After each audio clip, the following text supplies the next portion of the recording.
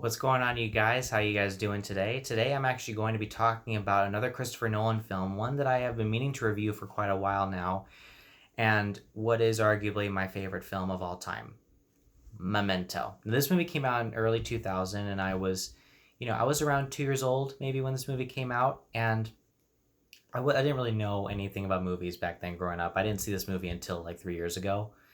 But I can honestly say that I really am glad that I love this movie, and I think it's Christopher Nolan's best film of all time. Now, this movie stars Guy Pearce as a guy named Leonard Shelby. He suffers from a serious case of amnesia. It's a different form of amnesia, where one that he can't create new memories, because basically his wife was murdered a couple of years ago, and the guy attacked him, and he lost his memory because of that. So now he begins roaming around. He takes Polaroid photos all the time, and he tries to find out who the real killer is.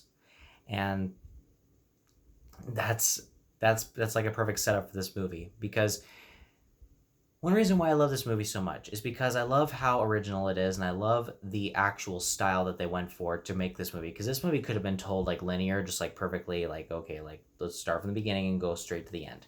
But this movie is actually told, this movie actually starts at the end of the movie, and it slowly makes its way towards the middle.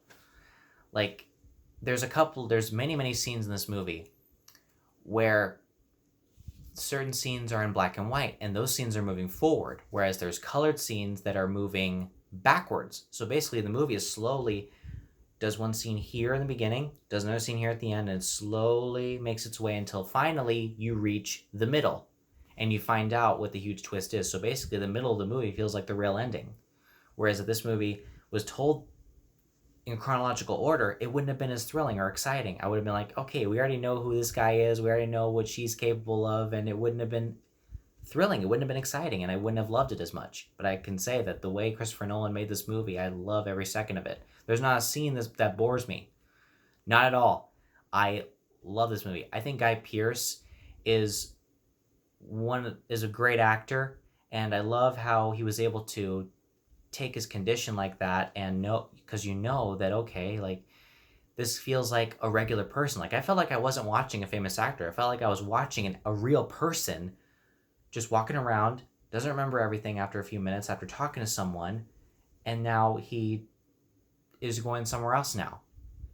And because the only thing he has to remember himself with are the Polaroid photos that he has. He's got these tattoos all over his body. Like, one says, John G. raped and murdered my wife. It's spelled backwards. There's one that says find him and kill him. That's written across his chest. He's got, facts written on his arms. Like, one says fact 1 is male. Fact 2 is white. Like, he's a white man. And then there's one where it says John G. or James. It's crazy. Like, this movie is basically being told backwards. And that's why this movie sticks out for me so much, or to me. Because when you have an actor who's basically trying to play a real person, I love how well they were able to do that, and that's why I love this movie so much. Carrie Ann Moss, who's very well known for The Matrix, because The Matrix actually came out a year before this movie. I was very impressed with her role in this movie, because she felt like an actual human being, and there's certain things you get to know about certain characters as each scene goes along, especially the colored scenes that are moving backwards, because those are the main scenes where you get to know the characters the most. Like, there's a certain thing that a character does in the beginning of one scene, and then basically that's how the next scene that comes after it ends. So you got to really pay attention to this movie, because you're not going to get this movie on the first try. If you do, then that's great, because this movie does tell you everything. You just got to pay attention, and you got to really think. This isn't very confusing. It's not, because if you really pay attention to what's being said on camera, or what's being shown to you, you can get this movie, no doubt.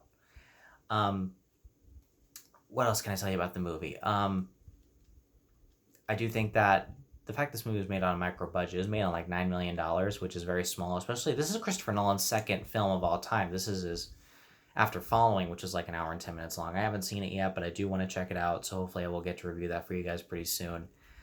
I will definitely say that I think that this is Christopher Nolan's best film, like I've said, by far.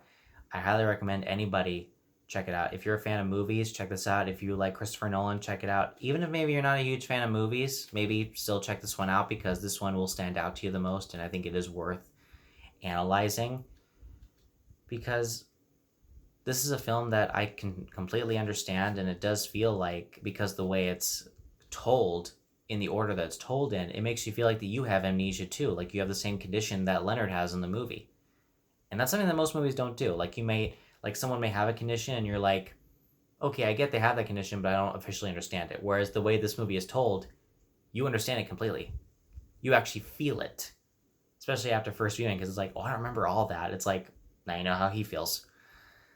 So guys, please check out Memento. It's Christopher Nolan's best film, according to me, and I highly recommend you guys check it out. I'm going to give Memento an A+. So guys, that was my review for Memento, my favorite film of all time. So please check this one out. Please like, share, subscribe, and I'll see you guys next time.